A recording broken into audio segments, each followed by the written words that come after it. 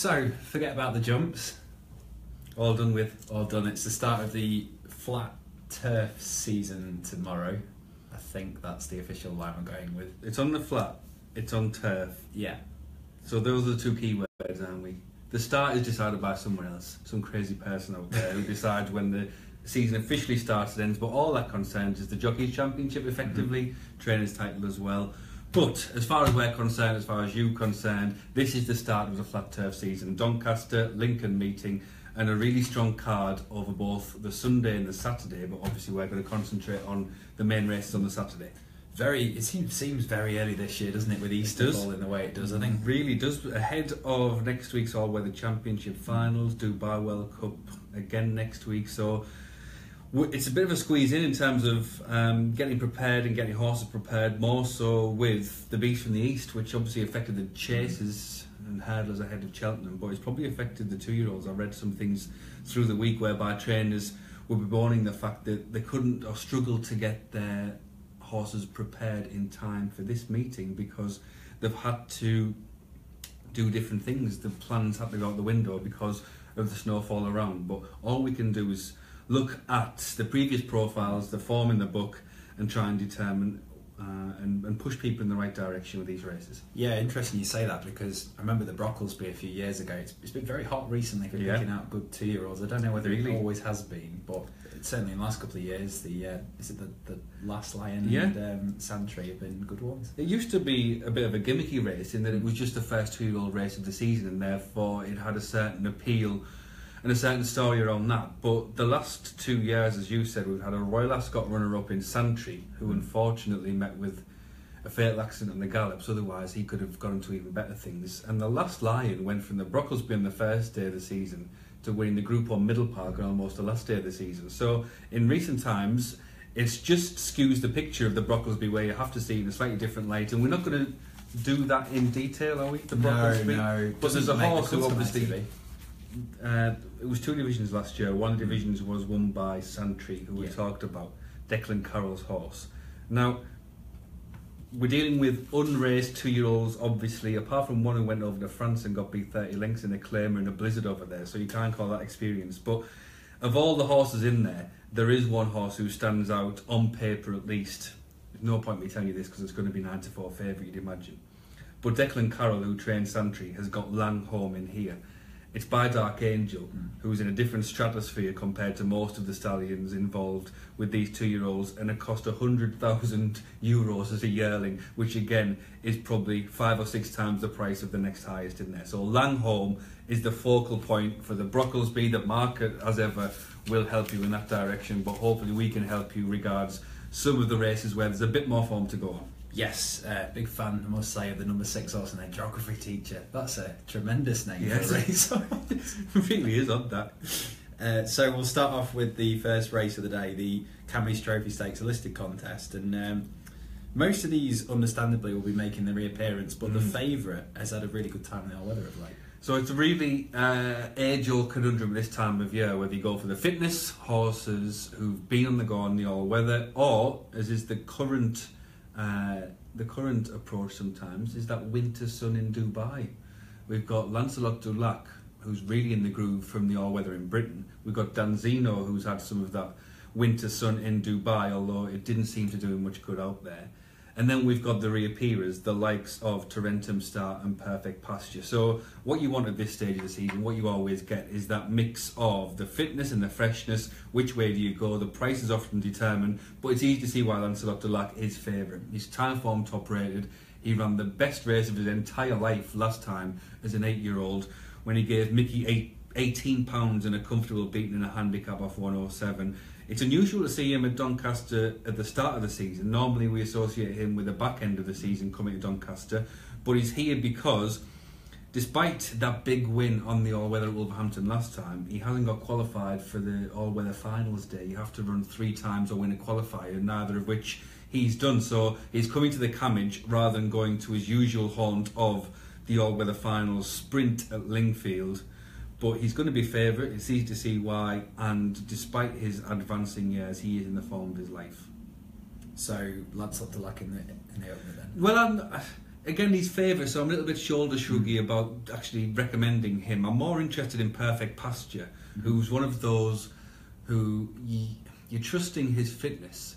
But the stat with Perfect Pasture is that in his last 4 seasons, he's won either first time out or second time out. So he's a horse who really comes to hand early. And he ended last season on a real high, including when he finished ahead of Mr. Lupton and Danzino, when he was second behind Dream of Dreams in a good listed race, probably a similar standard listed race, which is what he's got here. So the issue with Perfect Pasture is there's been sort of 5 or 6 months since we last saw him at this point, but history tells us that he's really good at the start of the season, and I'd be more drawn to him given that track record in terms of both at Doncaster, in terms of when he comes to hand as well, and the fact that there's only 2 ahead of him on the ratings, Lancelot Dulac and Mr. Lupton, and he's finished ahead of Mr. Lupton twice last season, and it's just playing on the market with Lancelot Dulac. So Perfect Pasture for me ticks the most boxes for what I'm looking for in a Cabbage Trophy contender. Okie dokie, so we'll move on to the Spring Mile Handicap. There was no ride for Ryan Moore in the first, and everybody will be on Ryan Moore watch this weekend. Up to, because he almost rode a 4-timer last year, didn't he? Yeah. And in the second race, he looks to be on a really nice type from the Keith Douglas yard. Yeah, What's the Story, who has had just 5 races in his life, won a big field handicap at Doncaster, so probably back then they were thinking the Lincoln or alternatively the Spring Mile, which is what he's found himself in because he didn't quite qualify for the Lincoln. And the interesting thing with this horse is that he's by Harbour Watch, there's loads of stamina on the dam side, he's bred to be a mile plus horse and he's only tackled up to 7 furlongs so far. So when you're looking for potential improvement in the horse, its record of development says it's going to improve again. It's got Ryan Moore on board, which suggests it's probably going to improve again, and it's now doing really what it's bred for, i.e. in terms of trips. So there's loads of upside with What's the Story. There is an unusual horse in here though, in terms of a profile, in terms of a horse in a handicap. Tack Deer, number 2 on the race card. We haven't seen him for 2 years. 2 years since we've seen Tack Deer, which makes you think, why has John Gosden kept hold of him when there's obviously room in that stable is an absolute premium. Well, when we did last see him, he won 2 races. He won a maiden at Chelmsford and a handicap at Newmarket. Anything pretty ordinary stuff. But in the maiden at Chelmsford, he beat Mustashari, who won the Strensor Stakes during his absence. Back in third was Poet's Word, who last year finished second in the Irish Champion and the Champion Stakes in his absence. He went to Newmarket and beat Prize Money, who won a Group 2 in Dubai in his absence. So you can see why this is a real headache for handicappers, for bookmakers, and for us punters who are looking to have a bet, because this horse could be absolutely chucked in off a mark of 95. The handicapper's taken a chance off 95. The bookmaker's taking no chances. What price is 5 to 1. 5 to 1. Taking no chances. But it's not often you can say this about a 21 runner handicap, but it does revolve all around Tack Deer in terms of, you can imagine if you close your eyes, John Gosden being interviewed after saying, well, I'm going to do a John Gosden impression now, I won't do that. We might have to supplement him for the lock-in after that. But it's just that backstory and back form really does make Tack Deer an unusual blot on the handicap. Personally, I'll throw this one at you. Sir Roderick, number 20 on the race card. If anyone buys a Timeform race card, of which I've got one here, you will see a little W next to Sir Roderick. Oh yeah. Wind up. And that makes it all the more significant considering there is repair work to be done with him. But the connecting dot with Sir Roderick was that he ran in this race last year and he was a bit marooned on one side of the track and actually did pretty well to finish in midfield. He was off a mark of 96 then. He went downhill, on a downhill spiral ever since that. But it means that he reappears off £15 lower, off a mark of 81. And he's just snuck in to this consolation Spring Mile. He's got a Sheen Murphy booked, which is obviously a positive. He's won when he's been fresh in the past before, and that wind-up might just be what's needed to get him back. So even though we've got a race of Ryan Moores, of potential group horses, it's just the sort of horse who I'm naturally inclined towards Sir Roderick, where there's loads of stuff in his back catalogue which makes you think of a mark of 81 he could win this. Okay, so one for the Shrewdies, 14 to 1 at the moment, Sir Roderick. And on to the mile stakes now, listed race, and just a select field here of 6, but there's a nice type in here that's a couple of pounds clear on time rating. Well, in fact, there's 2 nice types it's a listed race, as you mentioned, Nick, but effectively we've got 2 Group 3 horses here in terms of the ratings for Zabil Prince and for Tabarak. Now, Tabarak has already won a listed race. That's why he has to give Zabil Prince £3, and it's probably the reason why Zabil Prince is going to be favourite. Zabil Prince is one of those sexy Rogerian horses who's really well bred, who he's taken his time over, who was really in the groove last year up until that point of the Balmoral, which probably came too soon. But you can sort of see him making big strides in big grades this season. I just think that Tabarak, he might be a little bit underestimated or a little bit unloved in what is, I think, a bit of a matchup between the pair. Tabarak has still been in this sort of race before, won a listed race, finished second in the Group 3 Salisbury Sovereign Stakes. So even though he's carrying £3 more that penalty, he has earned it, and he's got a good record when fresh, hasn't won but finished second in each of his 3 seasons. So 2 unusual horses for a listed race, both 5-year-olds, both with a sense of unfinished business. And I just get the impression, Nick, that this is a Beale Prince price is going to cave in tomorrow, and that's going to go off 6-4 favourite. And it's a case of playing the market, given that these two are almost identical in terms of what they've done, what the ratings are, and the fact that they've both got a sense of unfinished business about them.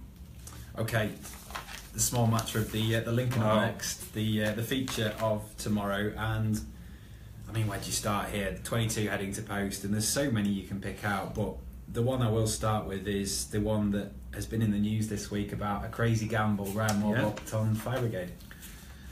So it's a really unusual Lincoln in the sense of, you think that we get the same type of race every year. It's a handicap, it attracts the same sort of horses off the same marks, but this year there's less than a stone between the top weight and the bottom weight, and that means that it's a little bit more of a conditions race feel, in that the handicap element is still important because it reflects the relationship between the individual horses. But you know for a fact that 3 or 4 of these horses are going to run to figures in the 110s, 113, 114.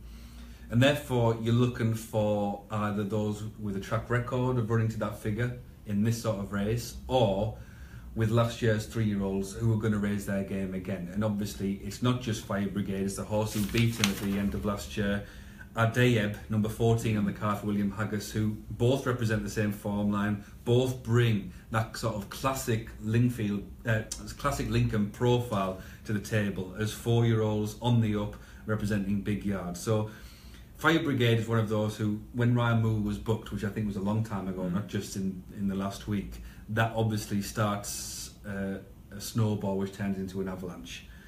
But it's hard to say that any horse should be... What price is he, Nick? 11-2. It's hard to say that any horse should be 11-2, given the strength in depth of this year's Lincoln. So if you do fancy Fire Brigade, by sort of definition, by connection, you've got to fancy Adeyeb as well, who's probably second or third favourite. 13-2 second, yeah. Yeah, so by the same token though, that is one form line which has taken out a lot of the market for a 22-runner race. So there's loads in here who are worth just touching on or mentioning, in the thinking that they could easily run to a bigger figure than either of those 4-year-olds who are making the next level step up. Yeah, one of those, I must say, is a Big Country, surely. He the won the trial at Wolverhampton and has some Timeform connections with him. Yeah. There's a couple of lads at Timeform well and truly involved with the Big Countries. I'm sure you at home are aware.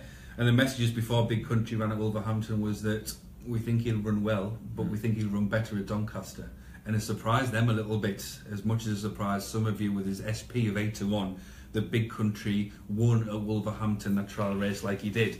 The question is, or the query is that has he played his card at the wrong time, as in, has he won the battle at the expense of the war? Because he's picked up a £5 penalty for that, which pushes him to 105, and he's going to have to run to a Group 3 figure for sure to defy that mark in this class of Lincoln. So it's just a feeling that whether Big Country is as broken in the game of poker and just played that ace card a bit too soon when others are still having it up their sleeve regards the Lincoln itself. We talked about those 4-year-olds who have certainly got that sort of poke up their sleeve. Lord Glitters is a fascinating horse, isn't it, given David O'Mara's recent record of the Lincoln, and the fact that when you talk about class and you talk about been there and done that in these big field straight track handicaps. He ticks both boxes overwhelmingly so, and the fact that it is a compressed handicap means that it's not much of a disadvantage to be carrying top weight as it otherwise might, trying to give a lot of weight to unexposed horses. So Lord Glitters is certainly one. But the one I've arrived at and the one I've backed so far, and I will back more tomorrow morning as I get into a Saturday morning gambling frenzy. But this Mitcham Swagger. Mitcham Swagger is this. He's had a transfer. He's a sort of horse who, like, if he's a football player, they've tried putting their arm around him. They've tried giving him the hairdryer treatment. He hasn't responded to either. But there's a brilliant player in there somewhere. Oh, it sounds like Nick Powell at Wigan Athletic. Who had the sweep before Wigan Athletic was mentioned. But he's that sort of player. So he's gone to a different stable. Rafe Becker identified that there was still a sense that this horse hadn't achieved all he might. He paid, 75,000 guineas for him. And if you were ever going to back Mitcham Swagger, or if Mitcham Swagger is ever going to click back into action, then this is the right time to catch him. Just come in fresh, have a big swing of the bat. He might hit it for 6. He might get bowled middle stump and finish out the back. But this is the perfect time to catch Mitcham Swagger. Considering that, mentioned that class is really important in this year's Lincoln. You've got to have a lot of class to win it. He's being placed in group races, this horse. He's tackled Group 1 races in his time. And he's a lot like Lord Glitters in that he seems at his best, despite few opportunities, in this sort of big field, strongly run, hectic, high intensity 1 mile race, because he was third in the Hunt Cup off a mark of 108 and he's now off 105. So just a horse who I'm naturally drawn towards, much like Sir Roderick in the Spring Mile, in the sense of there's some significant dots to be joined there, and I don't mind at the prices that these horses are, joining those dots and taking the medicine if it all unravels spectacularly wrong. But Mitcham Swagger, I couldn't let that horse go on back to, what sort of price, Nick, so far? 16s.